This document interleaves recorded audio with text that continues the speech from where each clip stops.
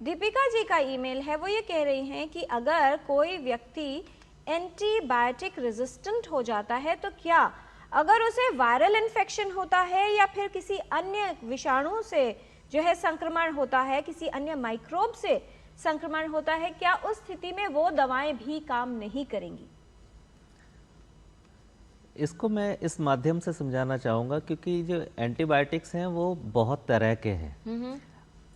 उसको इंस्टीट्यूशंस ने डिवाइड किया है, ये फर्स्ट लाइन है, ये पहले दी जाएंगी, दूसरी दवाइयाँ इनको बचा के रखा जाएगा, तीसरी दवाइयाँ बिल्कुल बहुत ज़्यादा इस्तेमाल तब करी जाएंगी जब बिल्कुल ही कोई रास्ता नहीं मिलेगा।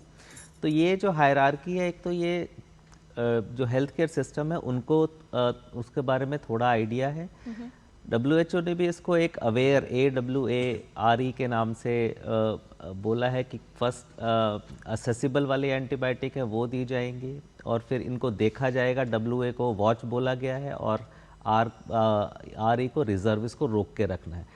तो अलग अलग तरीके से दवाइयों को क्लासिफाई किया गया है। तो अगर कोई इन्फेक्शन होता है तो अगर हम उसमें पहले वाली जो शुरू में देने वाली दवाइयाँ हैं वो वाली देते हैं तो वो सही रहता है, हम बाकियों को बचा के रखते हैं। लेकिन अगर हम सीधा ही ऊपर वाली दवाइयाँ पहले देना शुरू कर देंगे तो हमारे पास आगे के लिए कोई रास्ता नहीं बचेगा, जो कि अब सिचुएशन हो रही है करंटली।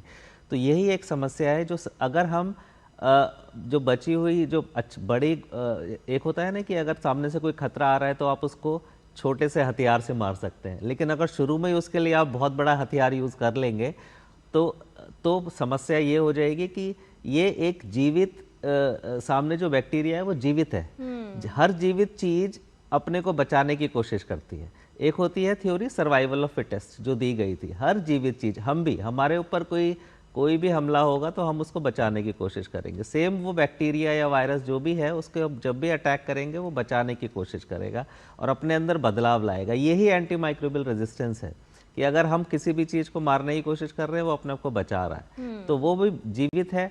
अगर हम उसको एक छोटी सी चीज से मारने की कोशिश करेंगे तो वो अपने आप को में छोटा ही बदलाव करेगा, वो बड़ी से बाद में मर जाएगा। लेकिन हम शुरू में उसको बड़ी हमला करके बड़ी एंटीबायोटिक दे देंगे तो वो अपने अंदर इतना चेंज कर लेगा कि वो बड़े से भी नहीं मरेगा, तो छोटे से तो वो पहले ही बच जाएगा। तो इसलिए हम एक लेवल करके एंटीबायोटिक्स दें, उनको कंट्रोल करें।